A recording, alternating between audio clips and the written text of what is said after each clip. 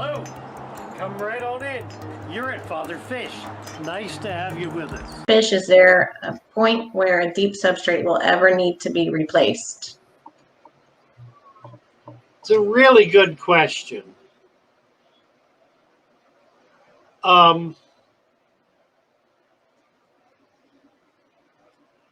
My sense is yes.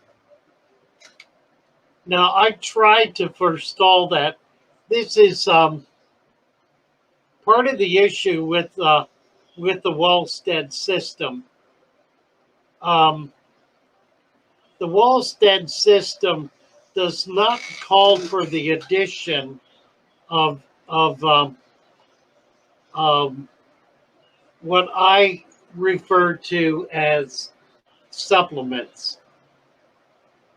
which are all either mineral or organic supplements that I mix in the soil for the sole purpose of promoting the longevity of the soil.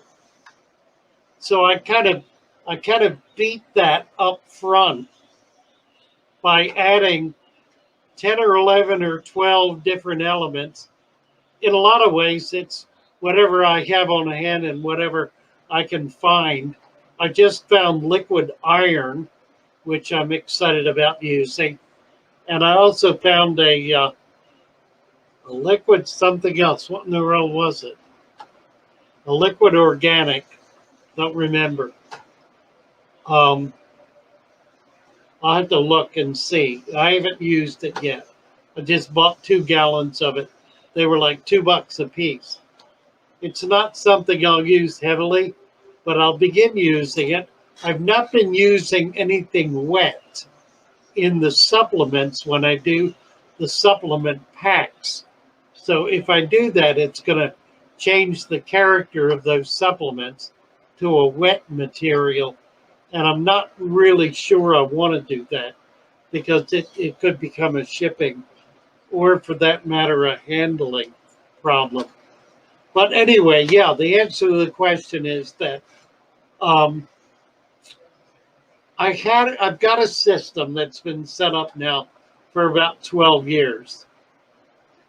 After about 6 years, the plant growth in it was so stupendous that I began harvesting plants out of it.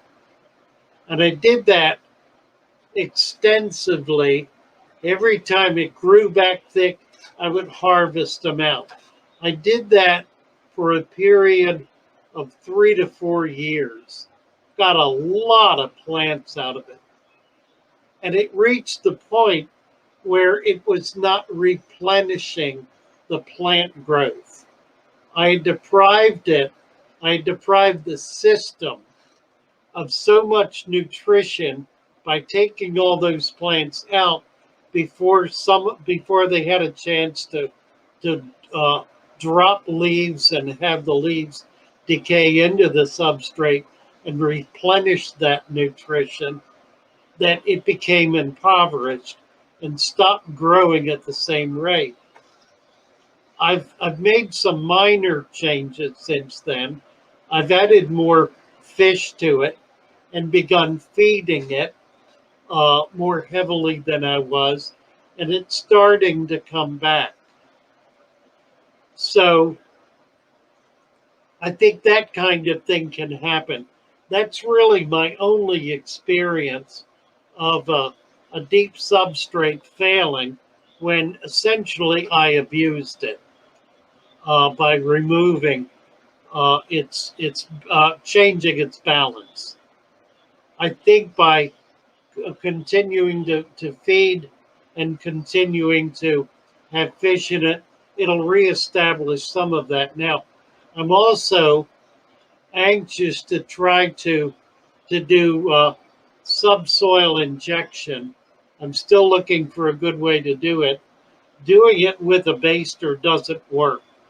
I've tried that, and all it does is push it up through the substrate.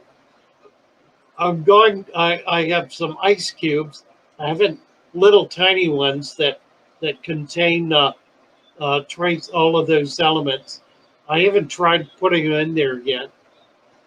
It's going to be a problem because the minute I put the ice cube in the water, it'll begin to melt and release the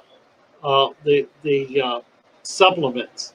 So I need to figure out a way to encapsulate the supplement ice cube in a larger ice cube of pure water. So when I go down in there, I'm not releasing supplements. It just gets a little complicated, and I haven't taken the time to figure it out and work it out yet, but it's a realistic possibility to be able to recharge the substrate that way. You can certainly do fertilizer. You want to make sure it's not something that is that's gonna be in the water and not in the substrate. So you want to use something that you can get down in the dirt. Some, not a liquid, but a solid that you can push down in there that'll stay down in the dirt.